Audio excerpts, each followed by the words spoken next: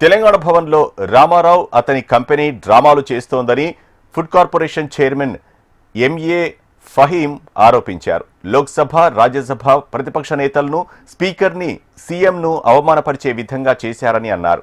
ముమ్మాటికి బీఆర్ఎస్ దళిత వ్యతిరేకి, దళిత ద్రోహులు అంటూ మండిపడ్డారు.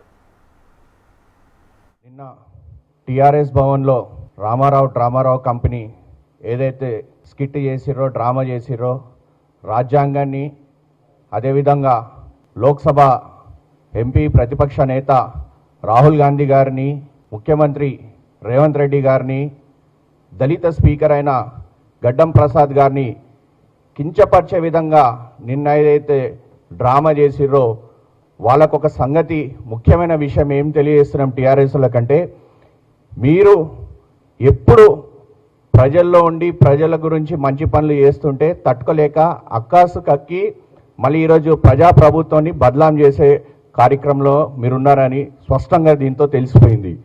నిన్న చూశారు మీరు ఎలా అయితే ముఖ్యమంత్రి గారిని, మా ప్రతిపక్ష నేత మళ్ళీ రాజ్యాంగాన్ని ఎలా అగౌరవపరిచారో స్పష్టంగా ప్రజలందరూ నిన్న చూశారు.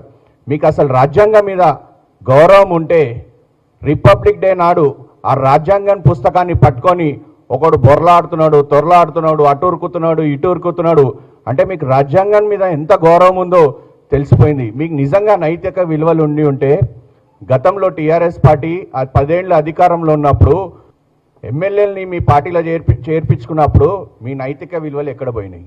ఆనాడు టీడీపీ ఎమ్మెల్యేగా గెలుపు పొందిన తల్లసాని శ్రీనివాస్ యాదవ్ని మీ పార్టీలో చేర్చుకొని ఏకంగా మంత్రి పదవి ఇచ్చిన సమైక్యవాది అయిన, ద్రోహి అయిన, తెలంగాణ ద్రోహి అయిన తల్లసాని శ్రీనివాస్ యాదవ్ని ఎలా మీరు మీ పార్టీలో చేర్చుకొని మీరు మంత్రి పదవి ఇచ్చారో ఈరోజు ప్రజలకు చెప్పండి.